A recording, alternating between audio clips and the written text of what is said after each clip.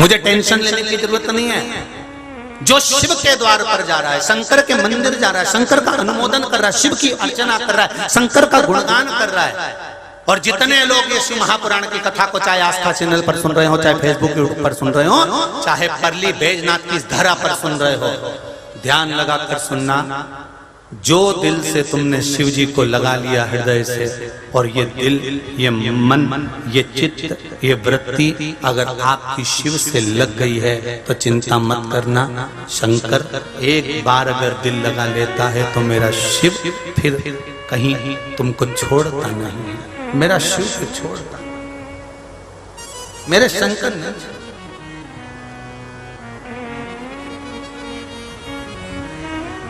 शंभो शरणे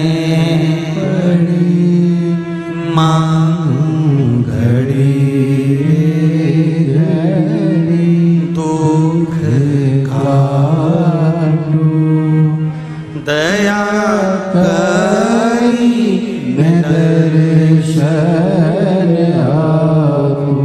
अब दिल लगाइए उस,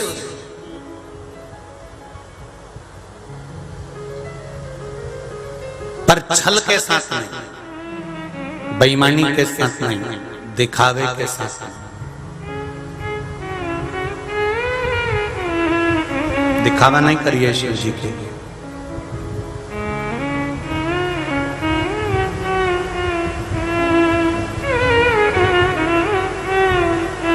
मन दिल हृदय चित्त लगाया। जनाबाई पांव लंबा कर कर बैठी और विट्ठल उनकी चक्की को चला रहा। झाड़ू लगा रही थी, मेरे विट्ठल नाथ ने आकर कह दिया, ओ जना, जना झाड़ू मुझे दे। जनाबाई बोली, तू कौन? बाल्यावस्था जो जनाबाई का था ना, वो बड़ा सुंदर था।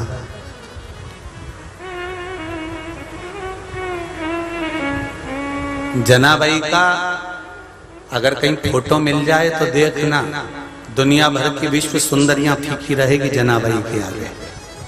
इतनी सुंदर थी जनाबाई। छोटी सी 5 वर्ष की लड़की को जब जनाबाई को पिता ने नामदेव जी के यहाँ छोड़ा था, दमा शेट्टी जी के यहाँ छोड़ा था, एक दर्जी के घर में छोड़ा था, चोटी बांधती, लहंगा पहनती, चोली पहनती, एक छोटी सी रुपट्टा उसके कंधे पर डला रहता, और कंधे के रुपट्टे को खींच कर कमर में बांध कर और झाड़ू लेके सीधे हरि विट्ठल के मंदिर में पहुंच जाती। झाड़ू लगाती रहती, लगाती रहती, लगाती रहती। जब मंदिर में कोई नहीं रहता तो मेरा हरि विट्ठल बाहर निकल कर आ जाता, और विट्ठल बाहर आकर बोलता, ओ जना, जना। जना बोले, हाँ बहुत भूख लग रही होगी तेरे को, ले मैं देता हूँ। और भगवान ने जेब में से थोड़ा सा चना निकाला, थोड़ी सी चावल चिवड़ा निकाला, और चिवड़ा निकाल कर जनाबाई को दिया। और दोनों विट्ठल और जनाबाई कमल चौक में बैठ कर दोनों पचक्का लगा कर और दोनों चिवड़ा खा रहे। और इतनी देर में जनाबाई का चिवड़ा विट्ठलनाथ ने थोड़ा ज्यादा ले लिया, तो जनाबाई रूठ के बाहर चली गई। तो भगवान उसके पीछे दौड़ दौड़ कर गए, जना अंदर चल। जनाबाई 5 साल की लड़की जनाबाई कहती है, तू मेरा पूरा की पूरा चिवड़ा खा गया, मेरे को तेरे से बात ही नहीं करना चाहिए।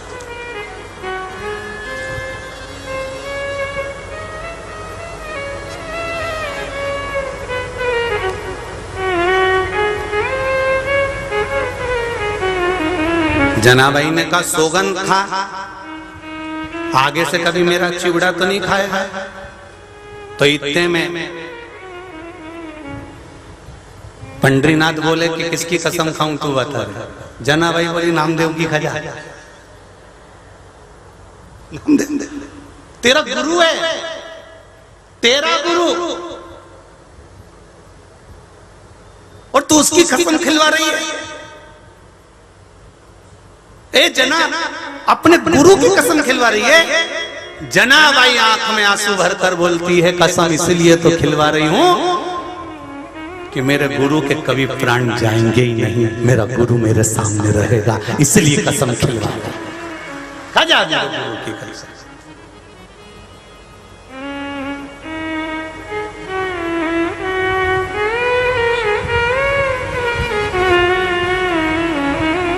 एक बार जनाबाई झाड़ू लगा रही और वहां के ब्राह्मणों ने जनाबाई को भगवान का हार चोरी का इल्जाम लगा दिया कि भगवान का हार चले गया, हीरे का हार चले गया, चोरी कर ली। कौन ने चोरी करी? इनकी शंका गई जनाबाई ने चोरी करी। जनाबाई को पकड़ा, जनाबाई को पूछा बता हार कहां गया? झाड़ू तू ही लगाती थी, भगवान के कपड़े तू ही धोती थी, सब काम तू ही करती थी, बता पोछा तू लगाती थी, हार कहां गया? दबाव बनाया। जनाबाई को आखिरी में ले जाकर चंद्रभागा नदी के तट पर ओटला बनाया जिसपे सूली लगाई, सूली पर जनाबाई को लटकाने लगे। जनाबाई रोती हुई नामदेव जी के पास पहुंची, गुरुजी मुझे फांसी की सजा हो रही है। तो गुरुजी ने बोला उसमें कौन सी डरने की बात है, फांसी की सजा हो रही है, खुश होकर जा खड़ी हो जा। हार तूने नहीं लिया ना तो फिर सब निपटा जाएगा, तू जा खड़ी हो। गुरु भी दमदार था और अगर गुरु दमदार है तो शिष्य को फिर टेंशन करने की जरूरत नहीं है। अगर गुरु दमदार है तो शिष्य को टेंशन करने की जरूरत है। खड़ी हो गई जनाबाई और खड़ी होकर जब द्वारपालों ने पूछा सूली पर चढ़ने वाली है जनाबाई, सच बोल दे चोरी किसने करी? तो कि मैं काय को चोटी, चोटा तो मंदिर के अंदर बैठा है, मैं काय को चोटी। दुनिया के लोग उसको चोटा कहते हैं, मक्खन चुराता था, गोपी के चीर चुराता था और मेरे पर चोरी का इल्जाम लग दिया। कहा दिया सूली पर लटका दो तुम तो, कोई दिक्कत की बात नहीं है। जनाबाई भगवान को दोस्त भी कहती थी, पिता भी कहती थी, माता भी कहती थी, सखा भी कहती थी।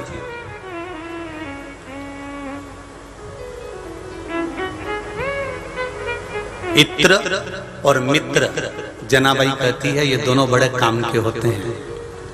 इत्र बदबू को दबा देता है और मित्र दोस्त की गलतियों को दबा देता है। अब इत्र तो जाने दो, मित्र तक आज दिखेगी। तुम चढ़ाओ सूली पर, नामदेव जी अंदर बैठे अपने कक्ष में, विठ्ठल विठ्ठल, और जनाबाई चंद्रभागा नदी के तट पर चंद्रभागा नदी की धार को देखकर कहती है वाह वाह चंद्रभागे, क्या पुण्य करा होगा तूने जो हरि विठ्ठल के चरणों में बह रही है। और सूली लाई गले पे लगाई, जैसे ही गले पे लगाकर खींचने वाले थे इतनी देर में तो मेरे विठ्ठल नाथ का दरवाजा खुला, एक किरण सामने से निकली और वो किरण निकलते से जो सूली थी वो पिघल कर नीचे गिर गई। जनाबाई छूट कर मंदिर के अंदर गई और जाते से पूरे नगर में सूचना हो गई ये साधारण नहीं है रे, साधारण नहीं है। जनाबाई जब बड़ी हो गई नामदेव जी के घर के सामने रहने लगी, बहुत चर्चा, पूरे विश्व में चर्चा हो गई। अरे नामदेव की चेली बड़ी गजब, बड़ी गजब, भजन में इतनी लीन रहती है, इतनी लीन रहती है जिसका वर्णन नहीं। हर जगह एक ही चर्चा, नामदेव जी की शिष्या, नामदेव जी की शिष्या। कबीरदास को मालूम पड़ गया, काशी में कबीरदास जी को मालूम पड़ा तो कबीरदास जी ने सोचा ऐसा शिष्या तो मैंने कभी जिंदगी में नहीं देखी, इतना नाम, इतना नाम। अच्छा जिसका नाम होता है उससे मिलने की तमन्ना भी होती है, एक बार जाके देखे तो सभी पगला कैसा। ध्यान में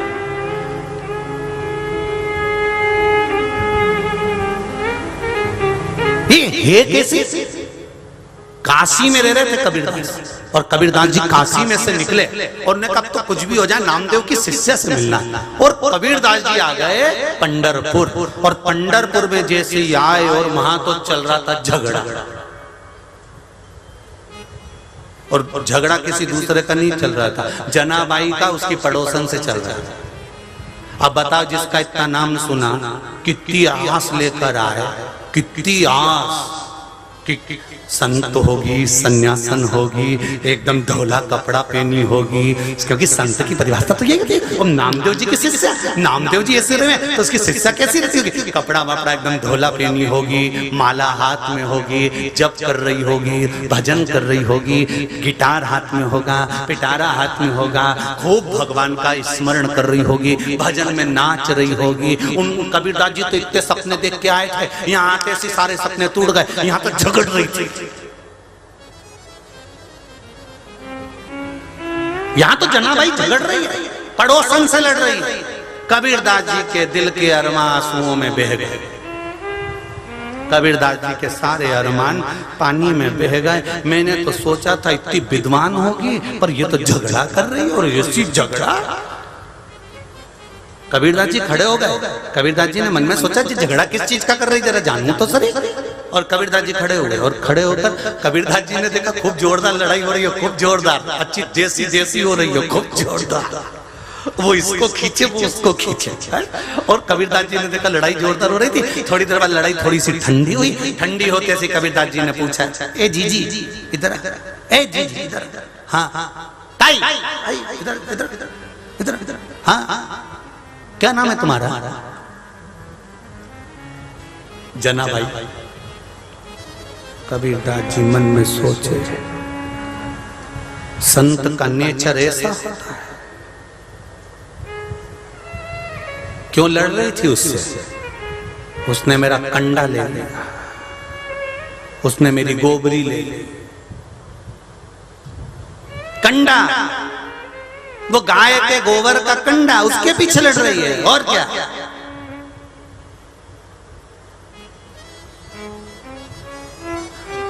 कबीरदास जी ने कहा, ऐसे कंडे और बाजार में मिल जाएंगे, और लिया नहीं, मुझे मेरा ही कंडा चाहिए। उसने लिया।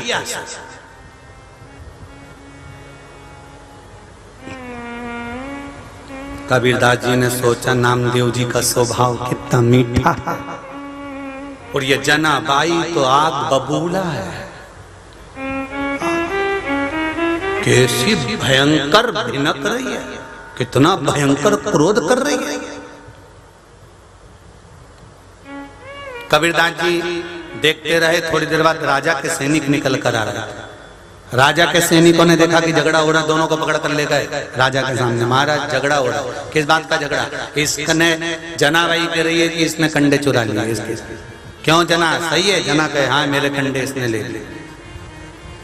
लाओ जरा कंडे इकट्ठे करो। कबीरदास जी भी पीछे पीछे चले गए। राजा के महल में जरा देखें तो सारी कंडे का केला पड़ा। जाकर देखा तो कंडे इकट्ठे कर दिए। सारे कंडे एक जैसे थे, जनाबाई के भी और पड़ोसन के भी। पूछा राजा ने, तुम कैसे पहचानोगे कि तुम्हारे कंडे कौन से हैं? जनाबाई ने कहा, जब मैं कंडा बनाती थी तो ये ऐसा मारती थी, तभी मैं कहती थी बिट्ठल।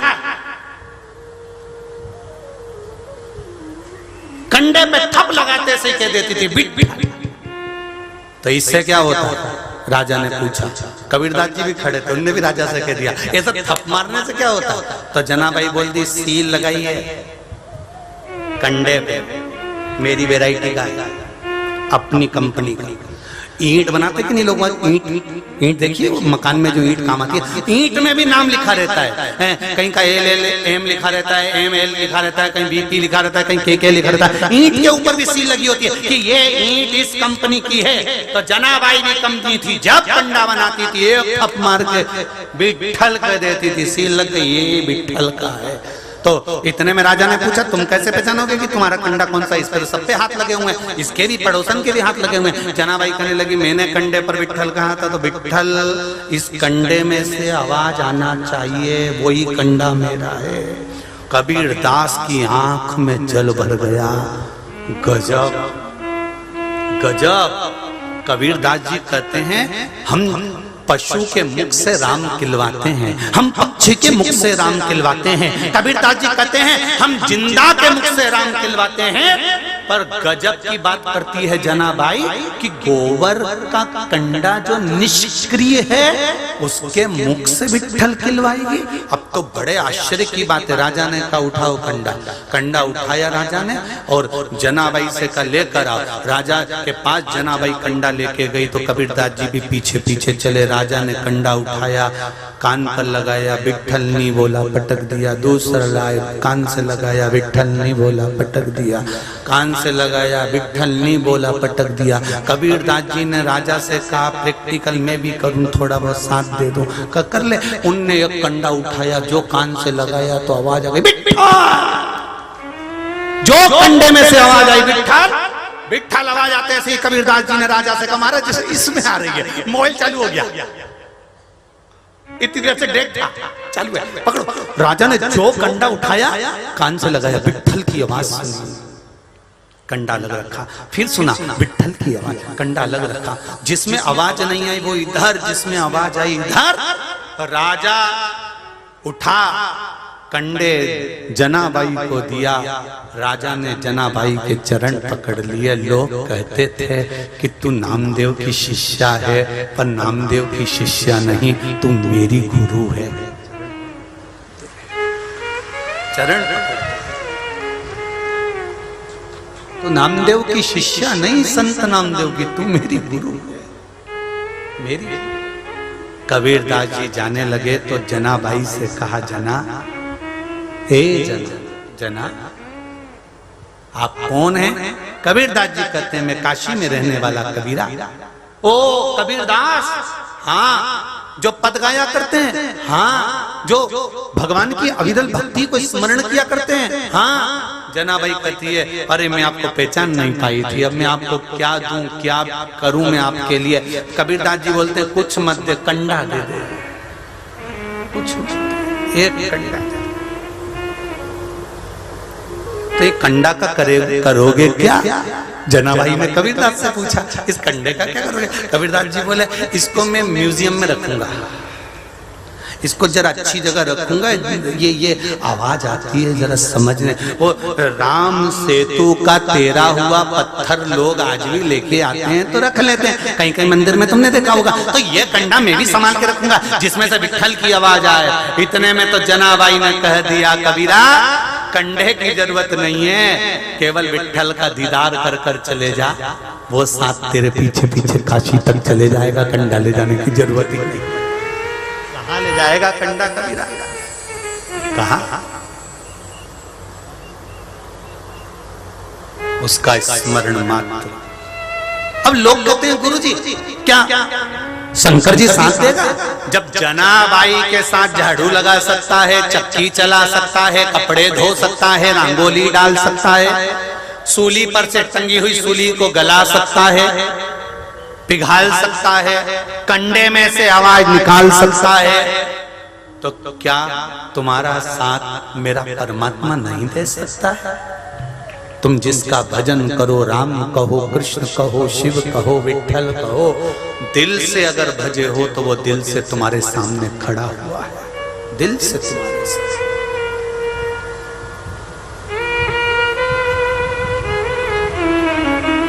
आप उसका भजन करो तो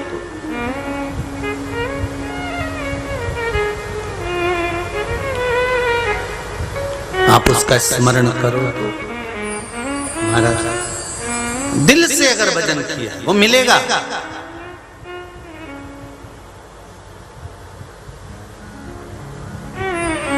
आएगा, मिलेगा।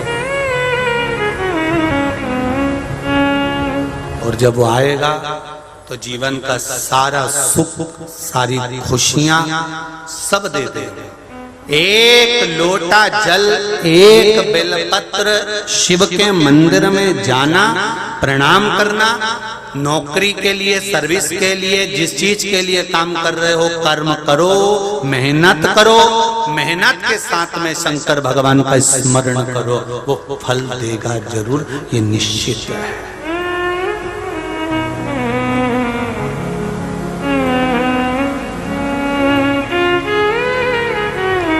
आए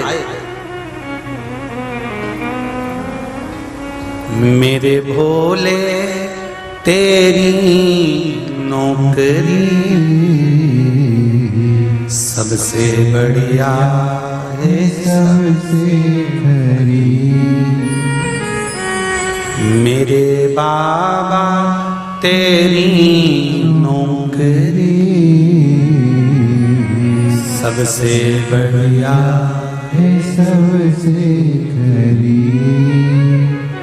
मेरी किस्मत का जब गुल खिला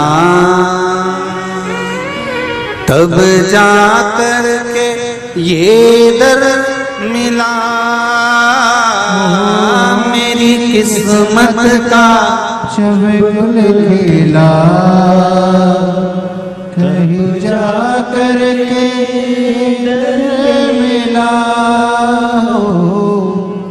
मिल गई मुझको चौखट तेरी,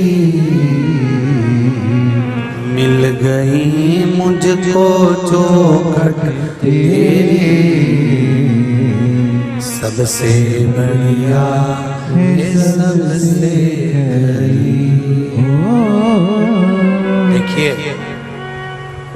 प्रत्येक कथा में हमने एक बात कही है, तुम अगर जल भी नहीं चढ़ा सकते, बेलपत्र भी नहीं चढ़ा सकते, चावल का दाना भी नहीं चढ़ा सकते, तो शिव मंदिर में जाकर थोड़ी झाड़ू लगा लिया करो, कोई कपड़ा उठाकर पोंछ दिया करो, थोड़ी सी सेवा मंदिर की शंकर की कर लिया करो।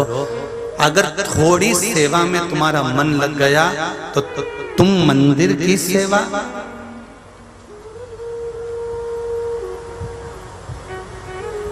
भगवान कहते हैं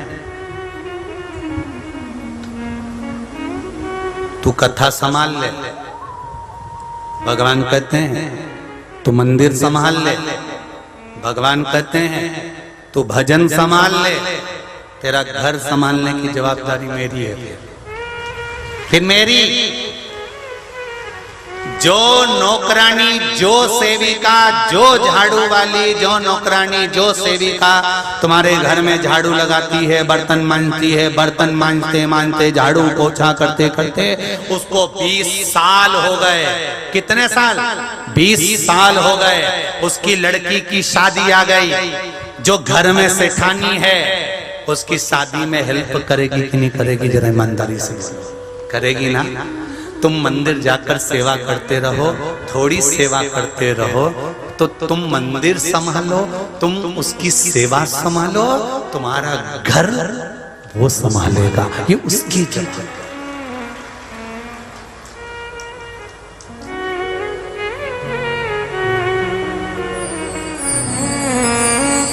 वो सबसे बढ़िया है, सबसे खरी। जब से तेरा गुलाम हो गया तब से मेरा भी नाम हो गया। आप भी बोलो, जब से तेरा गुलाम हो गया तब से मेरा भी नाम हो गया। वरना औकात क्या थी मेरी, वरना औकात क्या थी मेरी। सबसे बढ़िया है, सबसे खरी। भोले बाबा तेरी नौकरी सबसे बढ़िया है, सबसे खरी। उसके चरणों में बढ़ जा, संभाले, उसके चरणों में जाना प्रारंभ कर दो, संभाले।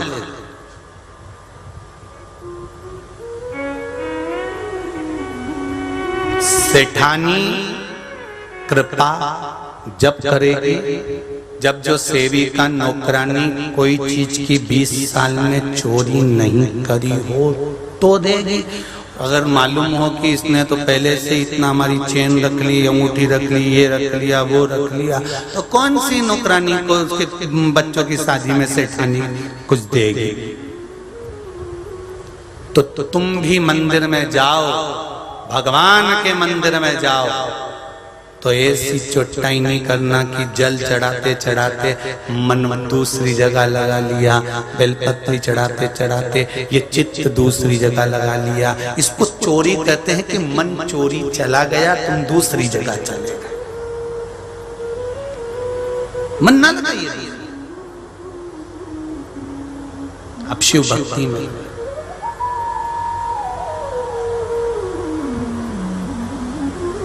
शंकर भगवान पर चढ़ा हुआ निर्माल्य, शंकर भगवान पर चढ़ा हुआ जल, भगवान शंकर पर चढ़ा निर्माल्य और जल बन सके उठाकर, अगर बहते पानी में नहीं डाल सकते, नदी सरोवर में नहीं डाल सकते, तो एक खड्डा कर लो, एक कुंड बना लो, उस कुंड में उस खड्डे में डालते जाओ, बन जाएगा।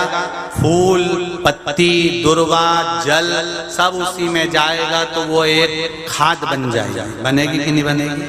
जब खाद बन जाएगी तो किसी भी खेत वाले को, जमीन वाले को बोल देना कि साहब ओरिजिनल खाद है, देसी खाद है, और ऐसी यूरिया ऐसी खाद तैयार होगी जिस जमीन पर डालोगे वहां फसल ही फसल पैदा होगी। आप उसका प्रयोग करो। कई जगह पर शिवजी पे चढ़ा हुआ जल निर्माल्य बहकर नाली में चला जाता।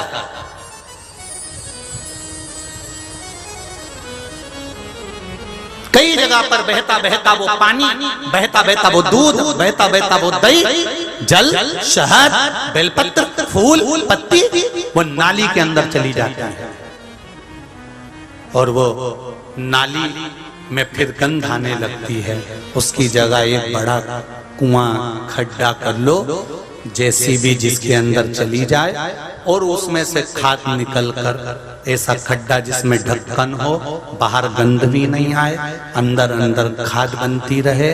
वो खाद फिर साल भर 2 साल में 6 महीने में बेच दो, जमीन पर जाएगी। शिवजी का चढ़ा जल फूल पत्ती जब खेत में बिखेरा जाएगा खाद के रूप में, तो जो अनाज उत्पन्न होगा वो भी 1000 लाख गुना उत्पन्न होगा, और उसका फल भी 1000 लाख गुना।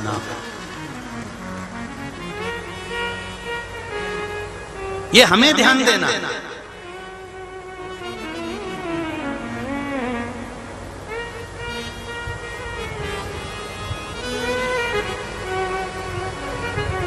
मध्य प्रदेश के हरदा जिले में एक लड़के के पास में कोई काम नहीं था।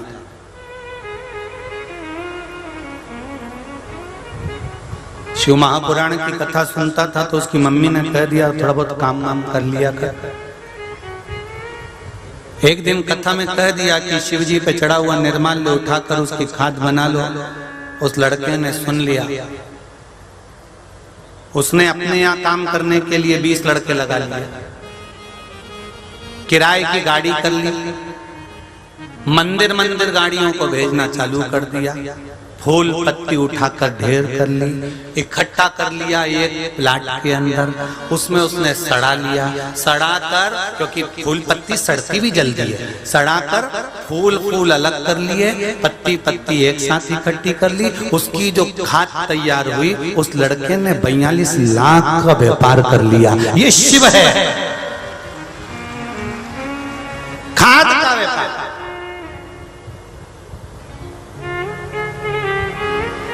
आप भी कर सकते हो, परंतु हम तो ये विचार कर ये जरूरी नहीं कि आप व्यापार करो। आप तो इतना करो कि जो मंदिर का निर्माल्य, मंदिर का जो जल है, मंदिर का दूध दही शहद घी शक्कर, ये कहीं गलत नाली में तो नहीं जा रहा, कहीं गलत स्थान पर तो नहीं जा रहा, कहीं ये हमारी बर्बादी की ओर तो लेकर नहीं जा रहा, हमें कष्ट की ओर तो लेकर नहीं जा रहा।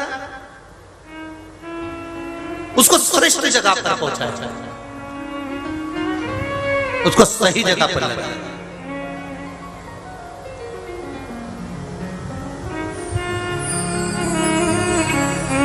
जिस कॉलोनी में, जिस सोसाइटी में, जिस जगह पर शिव मंदिर होता है, शंकर मंदिर का जल, पानी, दूध, दही अगर चढ़ा हुआ नाली में जाता है तो उस सोसाइटी, उस मोहल्ला, उस क्षेत्र, उस गांव का विकास होने में बहुत टाइम लगता है।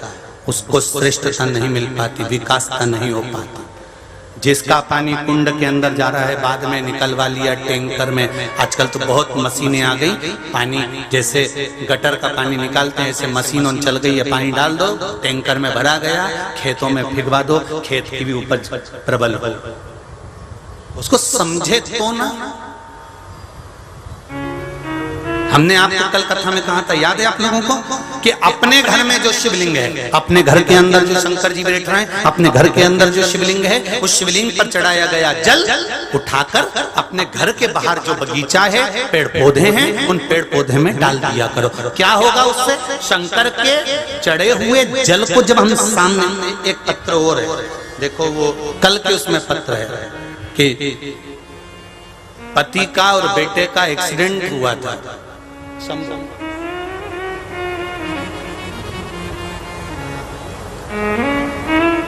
जिसने पत्र लिखा था उसको याद हो तो खड़े हो जाना रे भाई।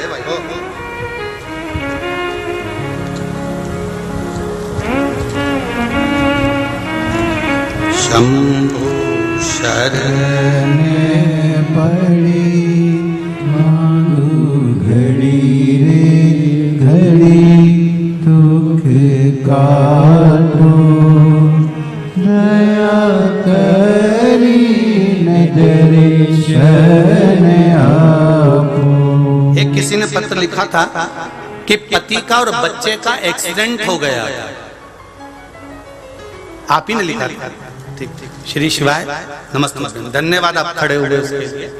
तो आपने पत्र में लिखा था दीदी कि एक्सीडेंट हो गया था, और उस एक्सीडेंट में भगवान शिव से मैंने कहा कि बाबा आपका चढ़ाया हुआ जल मैं बगीचे में डालती हूँ तो कुछ कृपा करना, मुझे सूचना मिली है कि एक्सीडेंट हुआ है, बचाकर लाने की जवाबदारी आपकी।